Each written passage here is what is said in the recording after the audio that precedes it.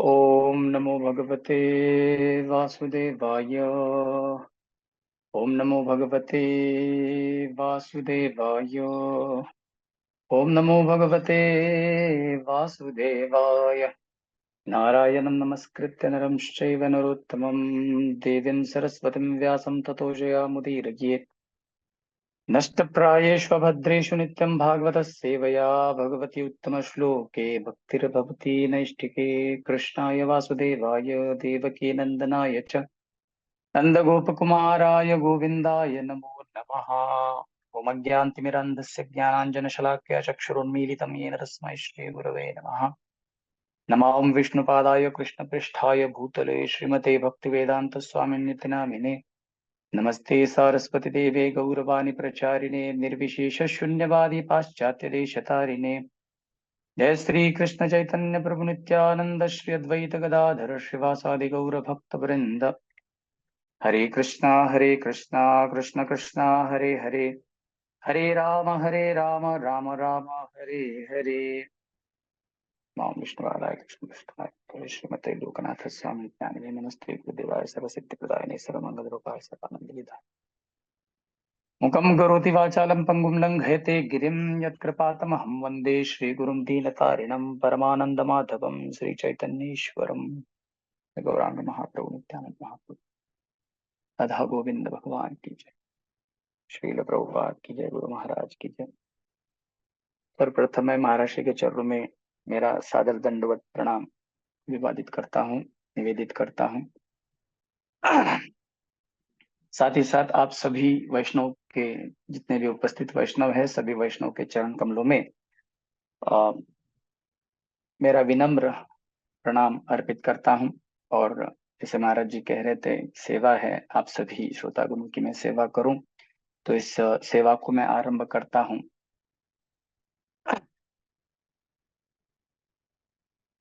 आज जब महाराज जी का इतना सुंदर दर्शन हुआ तो हमने देखा कि महाराज जी के अगल बगल में कृष्ण और बलराम जी भी उपस्थित थे, कृष्ण बलराम जी थे। तो बड़ा ही सुंदर मनमोहक दृश्य, जब नेत्र बंद करता हूँ तो वो दोनों चित्र नेत्रों के समक्ष आ रहे हैं। एक तरफ कृष्ण है, एक तरफ बलराम जी हैं। तो अभी जन्माष्टमी भी आ रही है और उससे पहले बलराम जयंती आ रही है।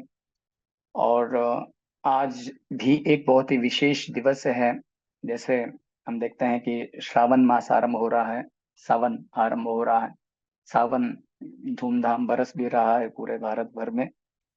तो सावन और भादो, ये दो महीने बड़े ही विशेष वर्षा काल के होते हैं, तो हर जगह पानी ही पानी होता है। तो वर्षा ऋतु अपनी चरम सीमा पर है, हम लोग सब जानते ही हैं। तो श्रावण मास कहते हैं। और संस्कृत में श्रावण मास को श्रवण मास भी कहा गया है। श्रवण द्वादश्याम ऐसे इनका जगह पे वर्णन आता है। तो श्रवण मास भी कहते हैं। इसका प्रत्यक्ष संबंध भगवान की कथाओं के श्रवण से है। इस महीने में ऐसे बताया जाता है। और उस तरह से एक दृष्टि से देखा जाए तो ये चातुर्मास का आरंभिक महीना भी है, प्रथम मास भी है। तो हम देखते हैं कि अधिक से अधिक साधु महात्मा लोग सत्संग करते हैं, एकजुट होते हैं, कथा कीर्तन करते हैं। श्रवण मास में अधिक से अधिक भगवान की दिव्य लीलाओं का श्रवण कीर्तन स्मरण होना चाहिए। इसलिए भी यह महीना श्रावण मास बड़ा ही प्रसिद्ध है। और उसमें भी सोमवार जब आता है, जो सोमवासरः, बहुत ही विशेष होता है। श्रावण सोमवार हमारे यहाँ पे महाराष्ट्र में हम देखते हैं कि बहुत सारे लोग, बहुत सारे श्रावण सोमवार मनाते हैं। माताएं बहुत सारे उपवास वगैरह रखते हैं। और भगवान शिव जी का जो है बड़ा ही विशेष महत्व इस दिवस पर होता है। आज प्रथम ही श्रावण सोमवार है। तो अधिकतर भगवान शिव जी की विशेष लीलाओं को हम लोग थोड़ा सा देखने का प्रयास करेंगे, जो कि भगवान से संबंधित हैं। किस तरह से हमें शिव जी का ये जो चरित्र है या शिव जी का ये व्यक्तित्व है, हमको भगवान की सेवा करने के लिए विविध प्रकार से प्रेरित करता है। इसको इस एंगल से देखने का हम लोग प्रयास करेंगे। सबसे पहले उत्पत्ति के बारे में यदि हम देखते हैं भगवान शंकर के, तो अलग अलग ग्रंथों में जैसे चैतन्य चरितमृत में वगैरह वर्णन आता है कि भगवान के द्वारा जब विस्तार आरंभ होता है, बलराम जी प्रकट होते हैं, फिर उससे आद्य चतुर्व्यूह वासुदेव संकर्षण प्रद्युम्न अनिरुद्ध प्रकट होते हैं।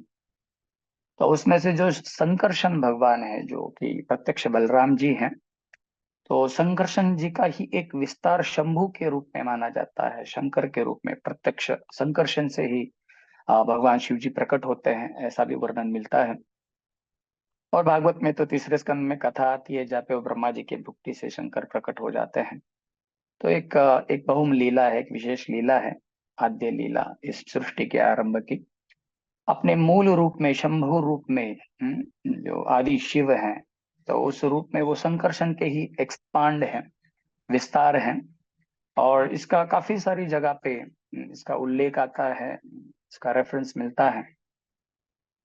कल मैं देख रहा था कि जहाँ पे अलग अलग भागवत के पांचवें स्कंद में अलग अलग वर्षों का वर्णन आता है। सबसे प्रारंभ में हम देखते हैं कि इलावर्त वर्ष है, और वहां पर शिव जी भगवान की विशेष सेवा कर रहे हैं, भगवान की, और वो भी संकर्षण भगवान की विशेष सेवा कर रहे हैं।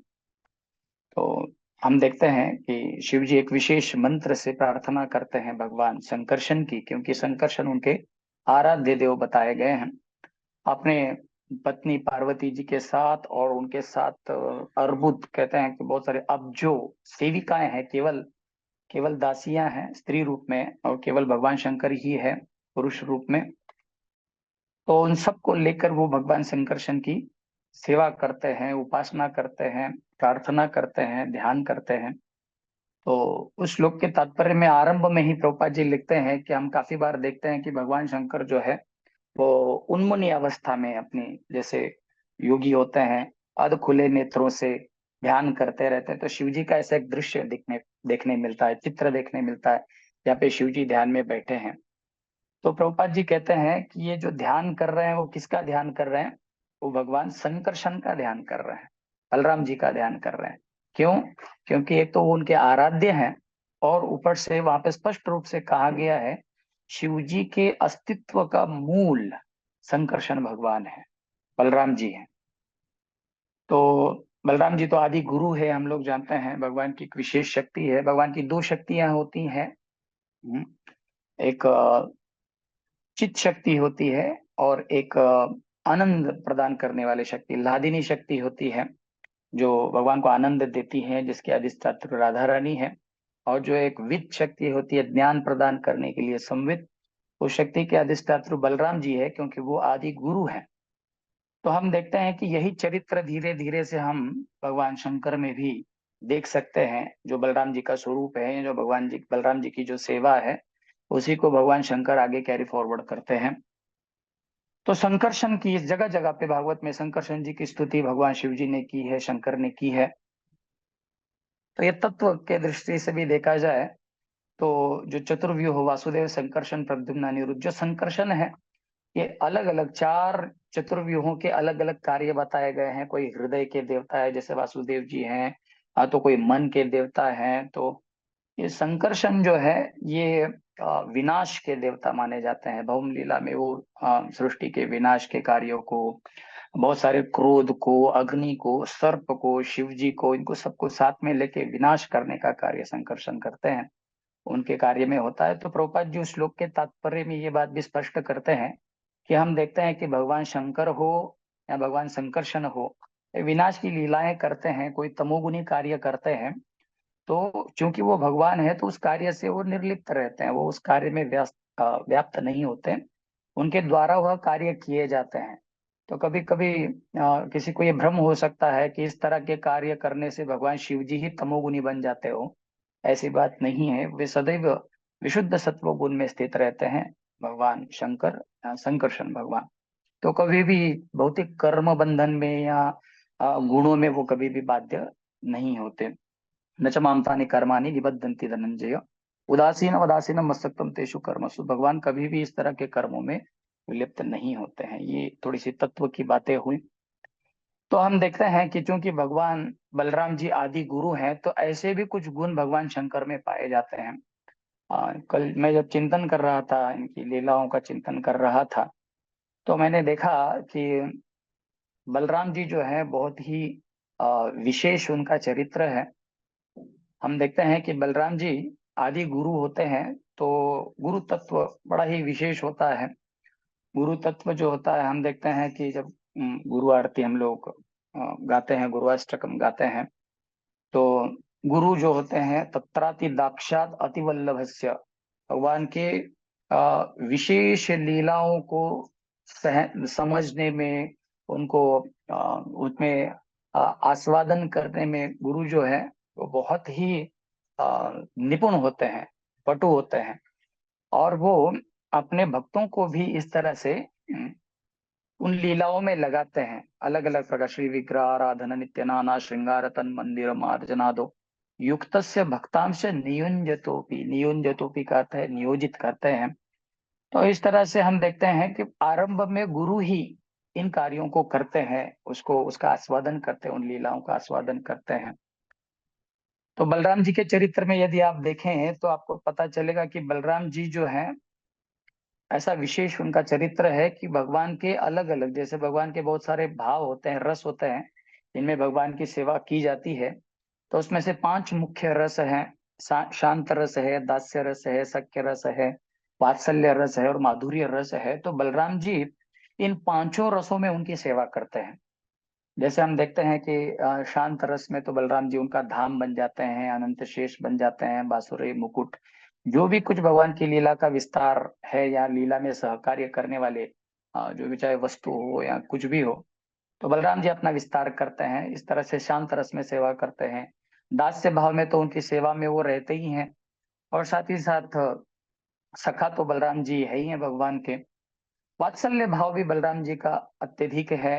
हम देखते हैं कि जब कभी भगवान संकट में पड़ जाते हैं तो बलराम जी जाते हैं उनके सुरक्षा के लिए, उनके रक्षण के लिए। और यशोदा मैया, नंद बाबा भी आ, तभी भगवान को परमिशन दिए कि आप गौवें चरा सकते हैं, बछड़े चरा सकते हैं, कि जब बलराम जी आपके साथ में हो। और हम देखते हैं कि जब जब बलराम जी उनके साथ में नहीं थे तो भगवान अलग अलग प्रकार के संकटों में पड़ते हैं, जैसे कालिया लीला है, ब्रह्म विमोहन लीला है। तो बलराम जी जब जब नहीं रहते तो कुछ ना कुछ उत्पात यहाँ उधम होता था, कुछ ना कुछ गड़बड़ हो जाती थी। तो इसलिए जब भगवान कृष्ण के साथ बलराम जी रहते हैं तो नंद बाबा यशोदा मैया भी निश्चिंत रहते हैं कि दाऊ दादा है तो कन्हैया को कुछ नहीं होगा। तो ये वात्सल्य भाव बलराम जी का। और माधुर्य रस में भी हम देखते हैं बलराम जी सेवा करते हैं। राधा रानी के जो, राधा रानी के भाई हैं श्रीदाम जी, और उनकी एक छोटी बहन भी है अनंग मंजरी के रूप में, जो कि आचार्यों के द्वारा प्रमाणित किया गया है कि वो बलराम जी का विस्तार है। तो इस तरह से माधुर्य रस में भी बलराम जी सेवा करते हैं। तो कुछ ऐसे ही गुण हम भगवान शंकर में देख सकते हैं, शिव जी में देख सकते हैं। कि जैसे बलराम जी 5 भावों में सेवा करते हैं, तो कहीं कहीं ऐसा भी प्रस्फुटित होता है कि भगवान शंकर जो है, भगवान शिव जी जो है, वो भी 5 प्रकार के रसों में भगवान की सेवा में तल्लीन है। हम देख सकते हैं, भागवत में बड़ा प्रसिद्ध श्लोक है जहाँ पे भगवान शंकर को वैष्णव में शिरमोर कहा गया, चूड़ामणि कहा गया है, मुकुटमणि कहा गया। निम्नगानाम यथा गंगा, देवानाम अच्युतो यथा, वैष्णवानाम यथा शंभु, पुराणानाम इदम ततः। कहते हैं कि निम्नगः, जमीन पे चलने वाली जो नदियां होती हैं, जमीन से बहती हैं, निम्नगः कहते हैं, नीचे से प्रवाहित होने वाली। तो ऐसे नदियों में गंगा जी श्रेष्ठ है। निम्नगानाम यथा गंगा, जैसे गंगा जी श्रेष्ठ है।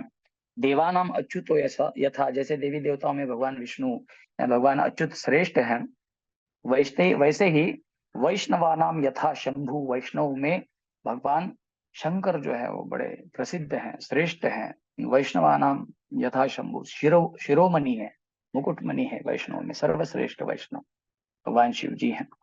वैष्णवानाम यथा शंभु, पुराणानाम इदम ततः।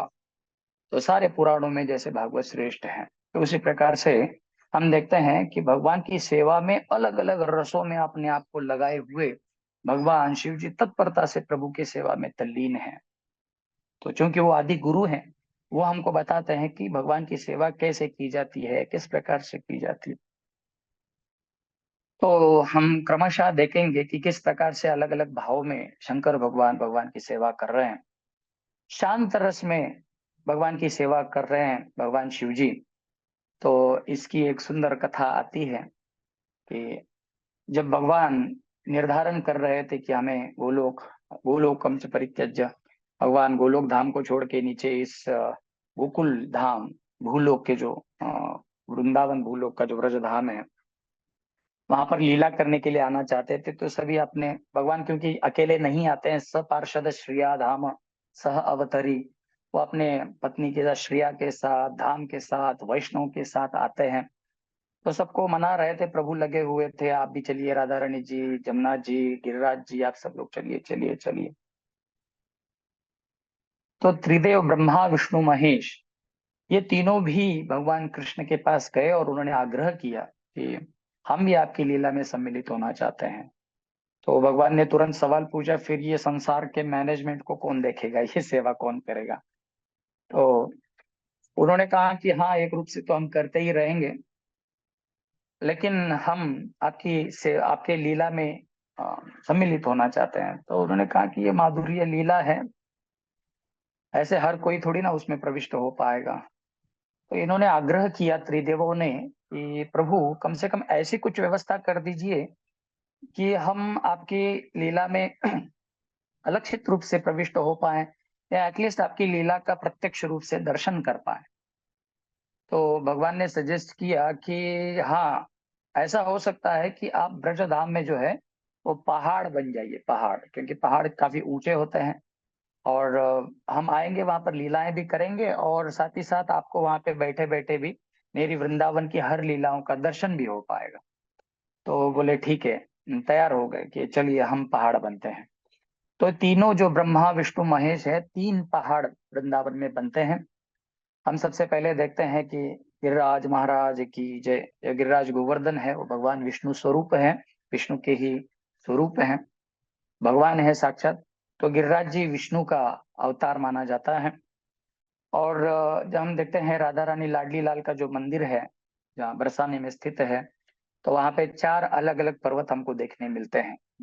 दानगढ़, मानगढ़, भानगढ़ और विशालगढ़, ये चार ब्रह्मा जी के मुख माने जाते हैं। तो बरसाने का जो पहाड़ है, पर्वत है, ये ब्रह्मा जी का विस्तार है, यहाँ ब्रह्मा जी का स्वरूप है, स्वयं ब्रह्मा जी वहां पर पहाड़ के रूप में विद्यमान है। और आगे हम देखते हैं, धीरे धीरे आगे बढ़ते हैं, नंदग्राम की ओर जाते हैं, नंद बाबा के महल की ओर जाते हैं, तो हम देखते हैं कि जिस पहाड़ के ऊपर नंद बाबा का महल है, तो वो पहाड़ जो है उसको नंदीश्वर पर्वत कहते हैं। और आप सब जानते हैं नंदी के ईश्वर कौन है, तो भगवान शिव जी का ही वह स्वरूप है। नंद बाबा का जो मंदिर जिस पर्वत पर, पहाड़ी पर स्थित है, वो छोटी सी जो पहाड़ी है, वो भगवान शंकर का स्वरूप है। तो इस तरह से शांत रस में भगवान की सेवा वे कर रहे हैं नंदीश्वर पर्वत के रूप में। उसके बाद में आता है दास्य रस। तो हम जानते हैं भगवान शिव जी की दास्यता के बारे में क्या कहा जाए। तो उन्होंने भगवान की सेवा अखंडित रूप से हो, इसलिए एक विशेष अवतार उन्होंने लिया। हाँ, जो हमारे हनुमान जी हैं, जय हनुमान, सियावर रामचंद्र की जय, पवन सुत हनुमान की जय। तो हनुमान के रूप में हम देखते हैं कि इतने तत्पर हैं, इतने तत्पर हैं भगवान शंकर, हम कल्पना कर सकते हैं। जैसे भी आप राम दरबार का दर्शन करते हैं, तो आप देखे होंगे कि सीता, राम, लक्ष्मण जो है, वो दर्शनार्थियों के प्रत्यक्ष सामने देखते रहते हैं, उनकी ओर देखते रहते हैं। लेकिन उस राम दरबार में जब आप हनुमान जी को देखेंगे, तो हनुमान जी का चेहरा राम जी की ओर रहता है, ताकि राम जी जो है कुछ सेवा सोच भी ले मन में, उनके चेहरे पर कोई विशेष हाव भाव प्रकट हो तो विलंब ना हो, तुरंत सेवा में लग जाए, इस भाव से वहां पर बैठे रहते हैं। और हनुमान आसन में बैठे रहते हैं, सुखासन में ऐसे फैल कर नहीं बैठते हैं। ऐसे ऐसे आप देखा होगा, आपने देखा होगा कि ऐसे बैठते हैं जैसे मानो कुछ कह दे तो एक झट में, ऐसे एक सेकंड में खड़े होकर उस सेवा में लग जाए। तो ये हनुमान जी की सेवा की तत्परता है। तो हम देखते हैं कि सेवक रूप में भी जो है, हनुमान जी के रूप में भगवान शंकर लगे हुए भगवान की सेवा करने में, और अद्वितीय सेवक है। दास्य भाव में हम देखते हैं हनुमान जी ही प्रथम क्रमांक पे, सेवा के आचार्य ही हनुमान जी हैं। तो हम देखते हैं सेवक के रूप में वो है। फिर आगे हम देखते हैं कि सखा भाव आता है, सख्य रस आता है। तो भगवान शिव जी और भगवान कृष्ण, या भगवान विष्णु कहो, राम जी कहो, इनके इनके मित्रता की क्या गाथाएं गाई जाए या क्या वर्णन किया जाए। तो बड़े ही हंसी मजाक दोनों में चलता रहता है, एक दूसरे के साथ कभी कभी आनंद में वो लड़ते भी है। हमने देखा भगवान कृष्ण और शंकर का युद्ध भी होता है, तो कभी कभी एक दूसरे की खींचातान भी की जाती है।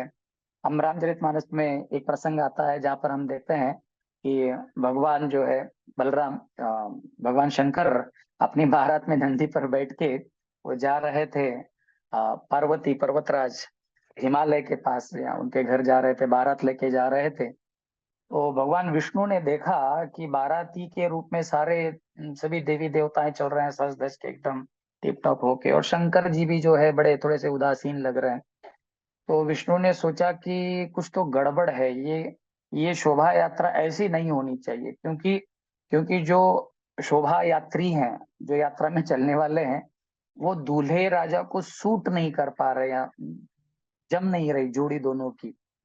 तो इस तरह से उन्होंने क्या किया कि सारे देवी देवताओं को पीछे कर दिया, बोले आप सब पीछे हट जाइए, और शिव गणों को उन्होंने आगे कर दिया। ये जो है ये सारे जितने भी भूत पिशाच प्रेत विनायक कुष्मांड ये सारे लोगों को उन्होंने शिव जी के बगल में खड़ा कर दिया, और उनके बीच में जब शिव जी आए तो वो भी भूतनाथ है बड़े प्रसन्न हो गए कि चलो मेरे अनुरूप अभी शोभा यात्रीगण आ गए हैं।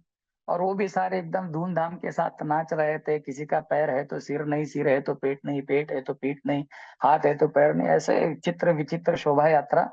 और शिव जी भी बड़े प्रसन्न थे और हंसी एकदम हंसते हुए स्मित हास्य के साथ और भगवान विष्णु की ओर देख रहे थे। ये सारी आप ही की लीला लगती है। तो बड़ी विनम्रता से भगवान शंकर हंसते हुए भगवान विष्णु ने भगवान शिव जी को प्रणाम किया, और ऐसी चित्र विचित्र बारात लेके वो पहुंच गए हिमालय के दरबार में या उनके राज्य के समक्ष। तो वहां पर हम देखते हैं कि उनकी माता जब वहां पर आई पार्वती जी की, तो उन्होंने जब ये चित्र विचित्र बारात देखी तो वो बेहोश ही हो गई। ऐसा बड़ा विचित्र वर्णन आता है। तो भगवान सखा के रूप में उनका हास परिहास चलता रहता है, एक दूसरे की लीलाओं में अलग अलग प्रकार से सहाय करते हैं। हम देखते हैं राम जी जब जा रहे थे रावण का वध करने के लिए, तो रामेश्वरम धाम में ये कथा आती है कि रामेश्वर के रूप में भगवान शिव जी की स्थापना भगवान राम जी ने अपने हाथों से की। शिवलिंग की स्थापना समुद्र के तट पर। तो अभी प्राण प्रतिष्ठा तो हो गई, अब नाम रखन क्या नाम रखा जाए, नामकरण किया जाए, तो क्या नाम रखा जाए। तो उन्होंने नाम रखा रामेश्वर। नाम क्या रखा? रामेश्वर। तो अभी ऐसा हो गया कि रामेश्वर का अर्थ क्या है, बहुत सारे सभी देवी देवता लगभग वहां पर इकट्ठा हो गए थे। तो सवाल पूछा गया कि रामेश्वर का क्या अर्थ है। तो राम जी ने कहा कि अरे कितना सामान्य कितना सरल अर्थ है। रामेश्वर का अर्थ है रामस्य ईश्वर रामेश्वर। जो राम जी के प्रभु हैं, जो राम जी के ईश्वर हैं, उनको रामेश्वर कहते हैं। ये मेरे प्रभु है, ये मेरे ईश्वर है। अहम वैश अहम भक्त पराधीन, भगवान कहते हैं भगवान भक्त के सदैव अधीन रहते हैं, तो ये तो भक्तों में चूड़ामणि है, श्रेष्ठ है, तो ये मेरे स्वामी हैं, ऐसे राम जी कह रहे थे। तो जब भगवान शिव जी ने, रामेश्वर भगवान ने जब ये बात सुनी, तो उनको ये बात सहन नहीं हुई, और वो शिवलिंग में से खुद प्रकट होकर कहते हैं कि अरे आप व्याकरण के इस जंजाल में आप क्यों ये भोले भाले देवताओं को उल्लू बना रहे हो। मैं व्याकरण का अधिष्ठात्र हूँ मैं बताता हूँ इसका सही अर्थ क्या है। तो वह कहते हैं रामेश्वर शब्द का अर्थ है राम यस्य ईश्वर स रामेश्वर। राम जिसके प्रभु हैं उसको रामेश्वर कहते हैं। तो दोनों में वहां पे सबके सामने झगड़ा शुरू हो गया। राम जी कह रहे हैं नहीं नहीं, राम के ईश्वर रामेश्वर है। शिव जी कह रहे हैं नहीं नहीं नहीं, राम जिसके ईश्वर है वो रामेश्वर। तो दोनों में जब इस तरह से चर्चा चल रही थी, तो ब्रह्मा जी कहते हैं कि शांत हो जाइए, शांत हो जाइए, यह राम सएव ईश्वर। उन्होंने कहा जो राम है वही ईश्वर है, जो ईश्वर है वही राम है। तो इसमें कोई ऐसा मायावाद आप मत समझिए। इसका अर्थ उन्होंने शब्दशः अक्षरशः रूप में लिया, और उन्होंने कहा कि राम का अर्थ है आनंद प्रदान करने वाले। एक तो प्रभु रामचंद्र है जो स्वयं ईश्वर है, ब्रह्मादि देवताओं के जो नियंत्रु है, नियंता है, नियंत्रण करने वाले ईश्वर हैं, तो इसलिए रामेश्वर है, राम ही ईश्वर है। और दूसरी ओर ईश्वर शब्द भगवान शंकर को ही हमेशा रेफर करता है। ईश्वर शब्द जब आप सुनते हैं तो सबसे पहले कौन दिमाग में आते हैं? भगवान शंकर ही आते हैं, है कि नहीं? कृष्णेश्वर, ओमकारेश्वर, कंकालेश्वर, सोमेश्वर, रामेश्वर, इस तरह से ईश्वर शब्द आता है। तो ईश्वर ही राम, राम का अर्थ है आनंद प्रदान करने वाले, या शिवम ददाति। हाँ, शिवदम कहते हैं ना, क्या शिव कल्याणकारी। हाँ, तो इस तरह से सबको आनंद देने का, सबका कल्याण करने का कार्य शिव जी करते हैं। तो इस तरह से दोनों को शांत किया गया। तो हम देखते हैं कि दोनों का प्रेम संबंध बहुत विशेष है। ऐसा नहीं हो सकता कि जो राम जी का भक्त है वो भगवान शिव जी का सम्मान न करता हो, या ऐसा नहीं हो सकता जो शिव जी का अल्टीमेट भक्त है वो जाके आगे चल के राम जी का भजन न करे। इसका भी प्रमाण हमको रामायण में मिलता है। भगवान अ, रामायण भगवान राम जी की लीलाओं को जब सुना रहे थे गरुड़ देव को, काग भुसुंडी जी, तो गरुड़ जी ने पूछा कि आप इस चांडाल पक्षी कौवे के रूप में क्यों रहते हैं। तो उन्होंने कहा कि मैं शिव जी का बहुत बड़ा भक्त था और वैष्णव की निंदा करता था, लेकिन एक दिन शिव जी ही क्रोधित होकर उन्होंने मुझे श्राप दे दिया, तुम अपने आप को मेरा भक्त कहते हो और राम जी के भक्तों से, कन्हैया के भक्तों से द्वेष करते हो, तो जाओ तुम चांडाल पक्षी बन जाओ। वैष्णवों की निंदा करते हो, कहाँ है कहाँ है, काव काव करते रहते हो, तो तुम क्या बनोगे, कौवा बन जाओगे। लेकिन जब उनको दया आई तो उन्होंने कहा कि इसी कौवे के रूप में ही आपको राम जी की भक्ति प्राप्त हो जाएगी। क्योंकि इस काग के रूप में ही हमें राम जी की भक्ति प्राप्त हुई, इसलिए मैं सामर्थ्य होते हुए भी इस चांडाल पक्षी के शरीर को नहीं बदलता, इस कौवे के रूप में ही रहता हूँ। तो हम देखते हैं जो शिव जी की अल्टीमेट भक्ति करते हैं, जो इस्कॉन में बड़ी प्रसिद्ध कथा है कि जब शिव जी के पास एक बहुत बड़ा अच्छा भक्त आया था तो उन्होंने उनको सनातन गोस्वामी के पास भेजा था। तो ऐसी बहुत सारी लीला है जो शिव जी की भक्ति करते करते भगवान की भक्ति में लग गए। या राम जी की जो भक्ति कर रहे हैं वो भी भगवान शिव जी से द्वेष नहीं कर सकते। कभी कभी हम देखते हैं काफी सारे भक्त जो है वो थोड़े से फैनेटिक हो जाते हैं और निंदा करने लगते हैं, तो ऐसा नहीं है। एक जगह पे रामचरितमानस में राम जी स्पष्ट कहते हैं कि शिवद्रोही मम दास कहावा, सो जन मोहे सपने हो नहीं पावा। ऐसा कहते हैं कि कोई व्यक्ति शिव जी का द्वेष कर रहा है, अपने आप को वैष्णव कहता है, भगवान का भक्त है, लेकिन शिव जी से द्वेष करता है, तो वो व्यक्ति कभी भी भगवान को स्वप्न में भी नहीं प्राप्त कर सकता। ये राम जी के वचन है। तो इस तरह से दोनों में बड़ा ही घनिष्ठ सखा भाव है, संबंध है। आगे बढ़कर वात्सल्य रस में भी हम देखते हैं कि भगवान शंकर व्यस्त हैं। ये रामचरितमानस की प्रसिद्ध जो चौपाई है जहाँ पे वे कहते हैं, मंगल भवन अमंगल हारी, द्रवहु सो दशरथ अजिर विहारी। दशरथ जी के आंगन में खेलने वाले जो बाल राम है वे मुझ पर द्रवीभूत हो जाए, उनकी करुणा दृष्टि मुझे प्राप्त हो। तो ये भाव हम देखते हैं कि भगवान के बाल स्वरूप के प्रति भगवान शिव जी का बहुत विशेष आकर्षण है। और ये ऐसा नहीं, राम जी के प्रति, कन्हैया के प्रति भी बड़ी प्रसिद्ध लीला है वृंदावन की। आप सब जानते हैं कि नंद भवन में एक बार भगवान बाल कृष्ण का दर्शन करने के लिए शंकर जी पहुंच गए, अपने मूल रूप में ही चले गए थे। तो वहां पर उन्होंने देखा कि बिच्छू बिच्छू उनके कान में है, सर्प गले में है, और ऐसा ही भभूतधारी बड़ा ही विशेष व्याघ्रांबर धारण करके वहां पर पहुंचे हैं। और मैया यशोदा जो है उनको देख के खुद ही घबरा गई, और उन्होंने कहा कि प्रभु, जब मैं ही आपके इस रूप को देख के इतनी व्यथित हो गई हूँ, चिंतित हो गई हूँ, तो मेरा बालक आपका दर्शन करके बड़ा ही विचित्र, वो घबरा सकता है, वो डर सकता है, उसको बुखार आ सकता है, बीमार पड़ सकता है। तो इस तरह से उन्होंने भगवान कृष्ण को या भगवान कृष्ण का दर्शन देने से साफ मना कर दिया भगवान शंकर को। तो शिव जी बड़े नाराज हो गए, थोड़े से दुखी हो गए। लेकिन फिर भी उन्होंने कहा कि प्रभु, ये मैं जानता हूँ ये आपकी ही बड़ी विशेष लीला है, आप अपने भक्त के साथ आंख मिचोली खेल रहे हो, लेकिन मैं भी आपका कोई साधारण भक्त नहीं, बड़ा पक्का भक्त हूँ, और मैं आऊंगा, आ, आपके दर्शन के लिए निश्चित आऊंगा और आपका दर्शन करके ही यहाँ से जाऊंगा। तो वहां पर हम देखते हैं नंद भवन से थोड़ी दूरी पर आशेश्वर महादेव का मंदिर है, बड़ा सुंदर कुंड वहां पर है। तो उस कुंड के तट पर बैठ के वो भगवान का भजन करने लगे, भक्ति करने लगे, और बड़े तीव्रता से भगवान का भजन आरंभ किया। तो भगवान को दया आ गई, नंद नंदन श्याम सुंदर कन्हैया लाल कृष्ण को। तो बड़ी सुंदर लीला प्रभु ने की, भगवान ने रोदन ठाना, भगवान रोने लगे, जोर जोर से रो रहे थे, रो रहे थे।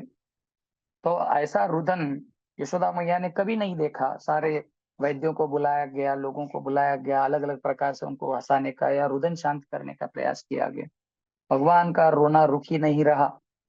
तो वहां पर जब शांडिल्य मुनि आए तो उन्होंने कहा कि आपने किसी वैष्णव का अपराध किया है। कोई महात्मा, कोई साधु आए थे, जिनका जिनको दर्शन देने से या उनकी जिनके अनुरूप भिक्षा देने के लिए आपने शायद मना किया हो। क्योंकि ऐसा भी वर्णन आता है कि जब यशोदा मैया उस साधु को देखती है तो वो बड़े से अलग अलग, आप भगवान के दर्शन को छोड़ के और कुछ भी मांग लीजिए, हम सारा ऐश्वर्य आपको देने के लिए तैयार हैं, सारा सोना, सारे हीरे मानिक जवाहरात सब देने के लिए तैयार हैं, लेकिन भगवान को मैं आपके समक्ष नहीं ला सकती, ऐसे आग्रह यशोदा मैया ने किया था।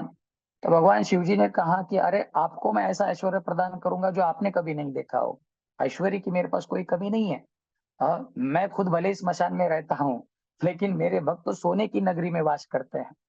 तो आप चिंता मत कीजिए, ऐश्वर्य तो मैं ही आपको प्रदान कर सकता हूँ, लेकिन मैं भगवान के दर्शन के लिए आया।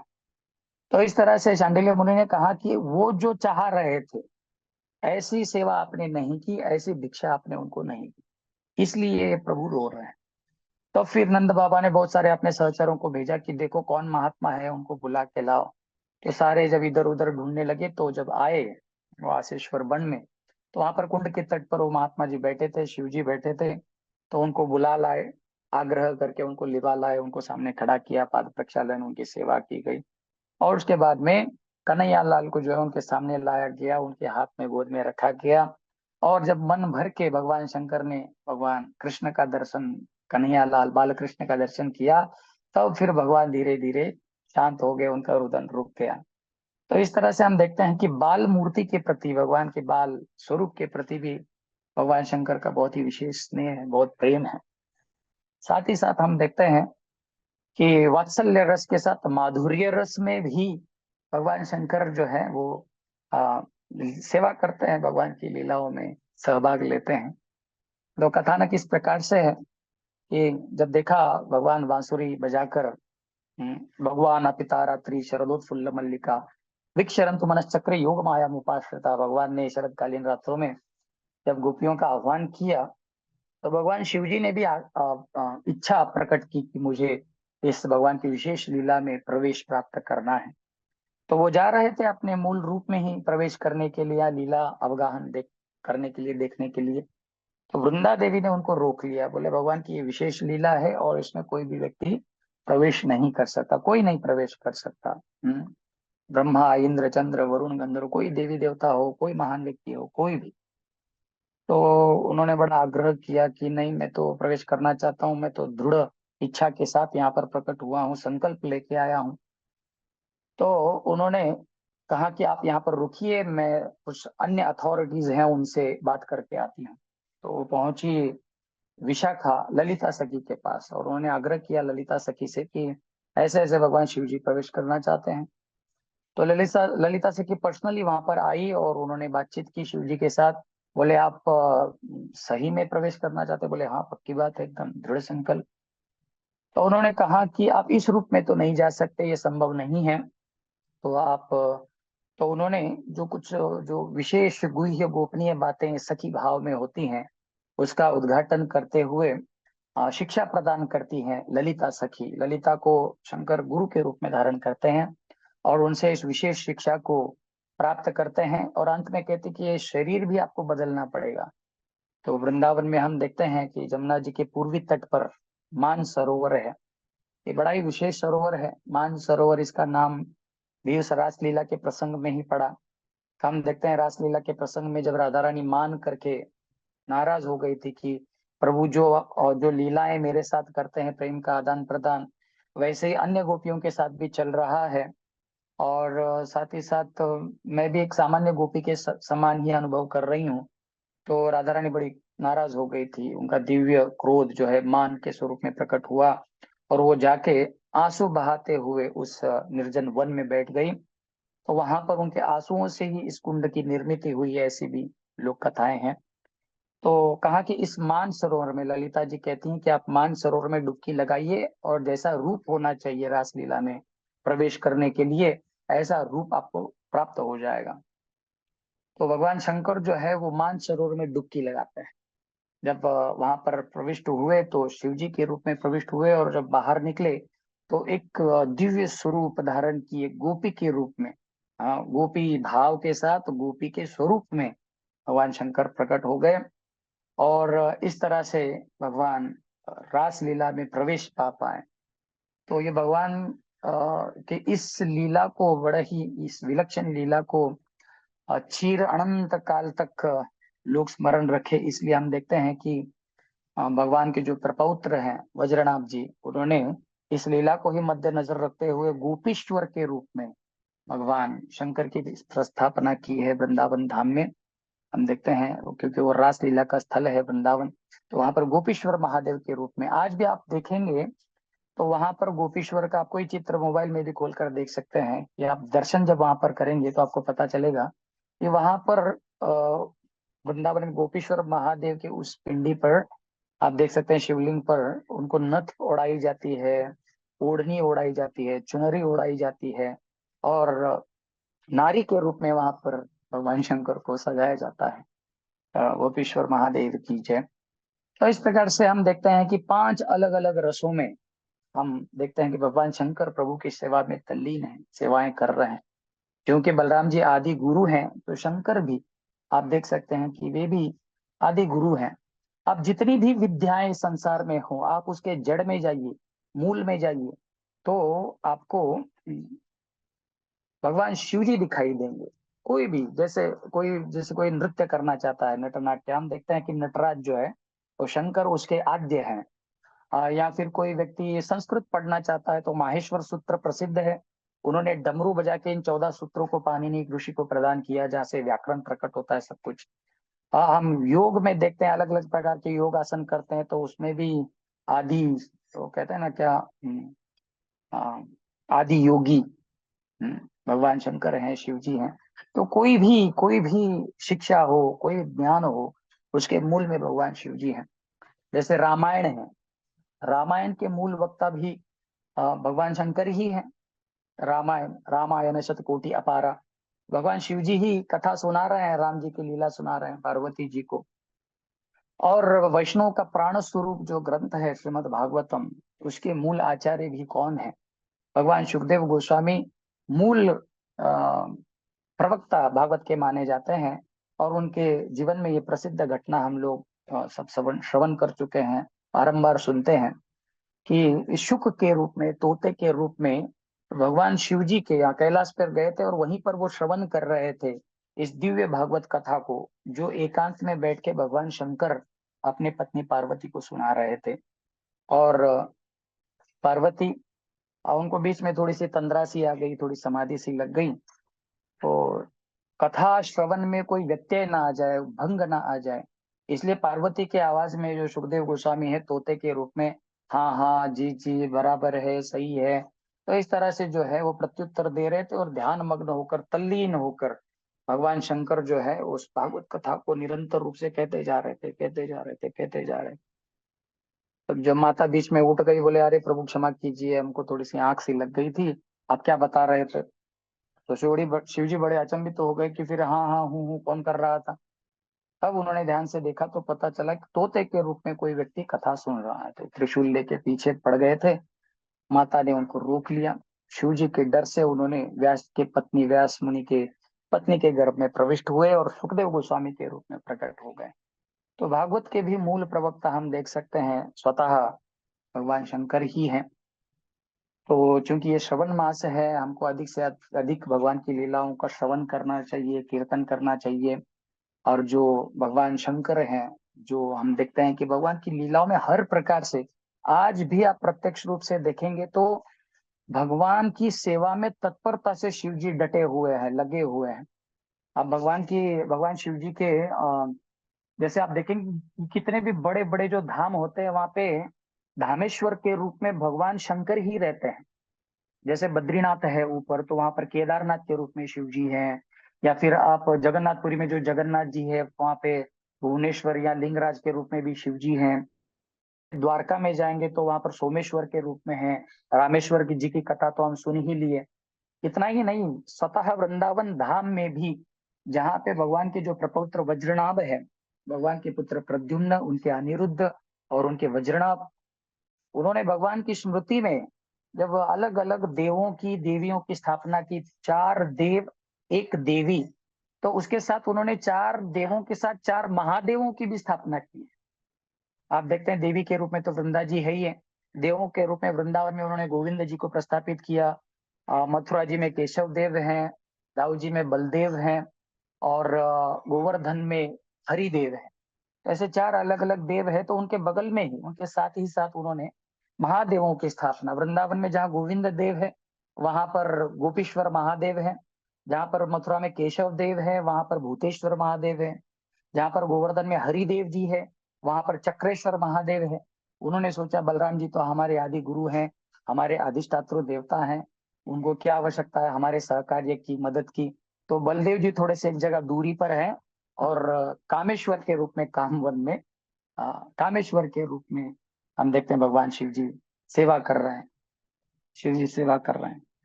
तो इस तरह से हम देखते हैं कि भगवान की हर प्रकार से सेवा में लगे हुए हैं भगवान शिव जी। और आज श्रावण सोमवार है, तो मैं उनके चरणों में नतमस्तक होता हूँ, अभिलाषा करता हूँ कि उनके सेवा का एक अंश, एक भाव भी हम लोगों को प्राप्त हो जाए, तो हम भगवान की सेवा बहुत अच्छी तरह से कर सकते हैं, कर पाते हैं। तो आप भगवान शिव जी से प्रार्थना के करें, तो उनके उनके भावों का एक अंश भी, जैसे मैं कह रहा, या फिर जो उनके भगवान की लीलाओं के प्रति उनका जो प्रेम है, जो भगवान की सेवा के प्रति उनका उनकी आसक्ति है, अ, तो उनकी यदि कृपा हो जाए तो उसी कहीं ना कहीं कुछ अंश, आंशिक मात्रा में भी हम भगवान की सेवा उनके जैसे कर ले, तो हमारी ये दुर्लभ मनुष्य जन्म जो है वो सार्थक हो पाएगा, सफल हो पाएगा। भगवान शिव जी के चरणों में वैष्णवा नाम यथा शंभु दंडवत करते हुए, आप सभी वैष्णव के चरणों में नतमस्तक होकर प्रणाम करते हुए, आशा करते हुए कि श्रावण मास में अधिक से अधिक आप भगवान की लीलाओं का श्रवण करेंगे, कीर्तन करेंगे और नाम संकीर्तन करेंगे। गुरु महाराज जी के श्री चरणों में दंडवत प्रणाम करते हुए, प्रभुपाद जी, गोविंद जी के चरणों में नतमस्तक होकर मैं मेरी इस सेवा को यहाँ पर विश्राम प्रदान करता हूँ, विराम देता हूँ। वाञ्छाकल्पतरुभ्यश्च कृपा सिन्धुभ्यश्च पतितानां पावनेभ्यो वैष्णवेभ्यो नमो नमः। कुछ चर्चा करते हुए, चिंतन करते हुए कुछ गलती से मुख से कुछ गलत शब्द निकल गए हों, या किसी को किसी प्रकार का दुख हो गया हो, तो मैं हृदय से आप लोगों का आभारी हूँ, या क्षमा याचना करता हूँ कि आप लोग इतनी मेरी वाणी को सहन किए। और जो भी कुछ गलती हो गई, जो बालक करे तो तरी बाता मन मुदित पितु अरु माता, जैसे छोटा बच्चा कुछ उटपटांग बातें करता है लेकिन उसका कोई अर्थ तो होता नहीं, लेकिन फिर भी पिता माता जो है वो बड़ी विनम्रता से उसको सुनते हैं, उसका आनंद लेते हैं। इस तरह से जो भी कुछ वाणी इस दास के मुख से निकली हो, तो जो अच्छी वाणी लगे आशीर्वाद प्रदान करें, जो कुछ गलत हो उसको छोड़ दे और क्षमा प्रदान करें। आप सभी वैष्णव के चरणों में दंडवत प्रणाम करते हुए मैं यहाँ पर विश्राम देता हूँ। बहुत बहुत धन्यवाद। हरे कृष्णा। जब गुरु श्रील प्रभुपाद की जय। परम पूज्य श्रील गुरु महाराज की जय। समस्त वैष्णव वृंद की, राधा गोविंद देव भगवान, ताई गौर प्रेमानंदे, हरि हरि बोल।